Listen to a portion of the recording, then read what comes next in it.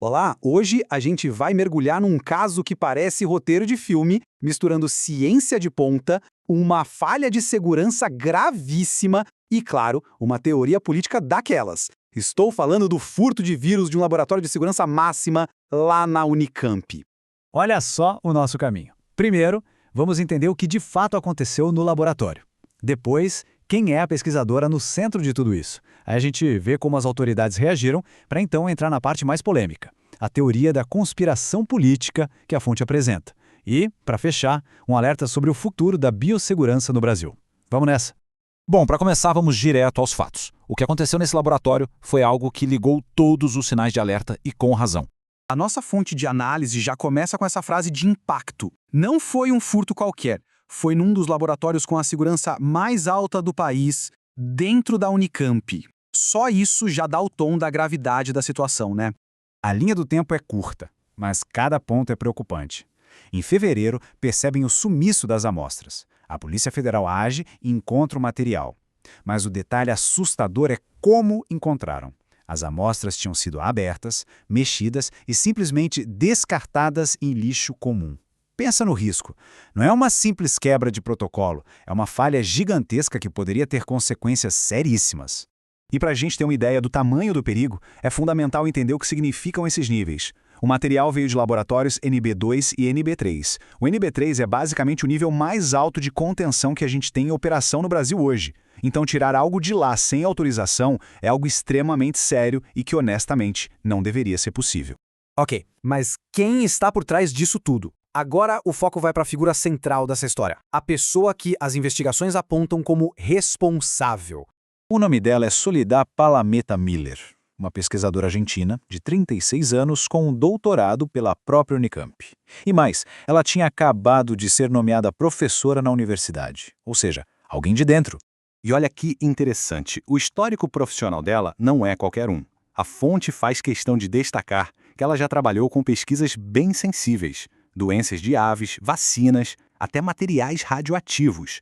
Isso significa que ela conhecia, e muito bem, os protocolos de segurança para lidar com materiais perigosos. Certo. Diante de um caso tão grave assim, como é que as autoridades reagiram? O que foi dito publicamente?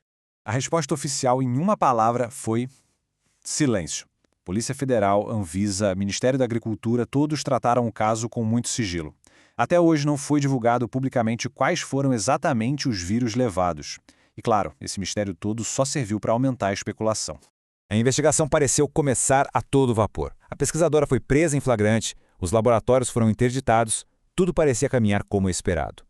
Mas aí veio a surpresa. Um juiz federal concedeu liberdade provisória para ela. Uma decisão que, segundo a fonte, é bem difícil de entender considerando a gravidade do que aconteceu.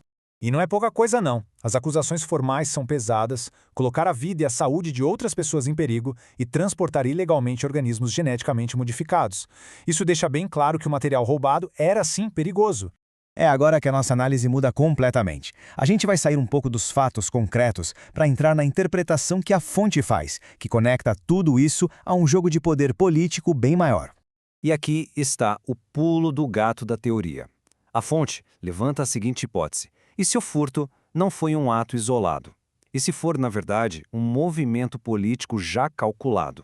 A ideia seria uma suposta preparação da esquerda para gerar o caos caso a direita ganhe as próximas eleições. Para construir esse raciocínio, a fonte traça um paralelo com a Argentina. A narrativa é que o governo Milei estaria enfraquecendo a esquerda por lá. E por isso, a esquerda brasileira estaria se antecipando, preparando cartas na manga, com o vírus, para desestabilizar o país caso perca o poder aqui também. Para dar mais força a esse argumento, a fonte compara o silêncio das autoridades brasileiras com toda a polêmica e a falta de transparência sobre a origem da Covid-19 em Wuhan. A insinuação é clara. Será que o silêncio, tanto lá quanto aqui, serve para esconder alguma coisa? Partindo desse caso da Unicamp, a fonte expande o debate e faz um alerta bem sério sobre o futuro da biossegurança no Brasil.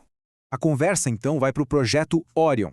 É o plano do Brasil de construir o seu primeiro laboratório nível 4 de biossegurança, o nível máximo que existe, o mesmo do laboratório de Wuhan. Para a fonte que estamos analisando, isso é um motivo de enorme preocupação.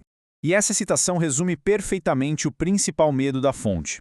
A preocupação aqui é com a possível interferência política e ideológica na gestão de um laboratório com tanto potencial de risco. O receio é que, com a gestão errada, o resultado poderia ser desastroso. E o paralelo que a fonte traz é o seguinte: se a pandemia de Covid supostamente surgiu de pesquisas no laboratório de nível NB2, imagine o que poderia acontecer com um roubo deliberado de material de um laboratório NB3, como foi o da Unicamp. O risco, na visão deles, seria ainda maior, e nesse caso, intencional. E assim a gente chega na conclusão mais pesada da análise da fonte, a de que o incidente na Unicamp pode ter sido um teste, um primeiro passo para uma futura liberação intencional de um vírus. O objetivo? Criar uma nova crise de saúde, gerar instabilidade e, com isso, ter ganhos políticos. No fim, ficamos com essa grande questão. O que aconteceu na Unicamp foi apenas uma falha de segurança gravíssima cometida por uma única pessoa? Ou será que, como a fonte sugere, estamos diante da ponta de um iceberg de um plano político muito mais complexo e perigoso? Por enquanto, a resposta continua no ar.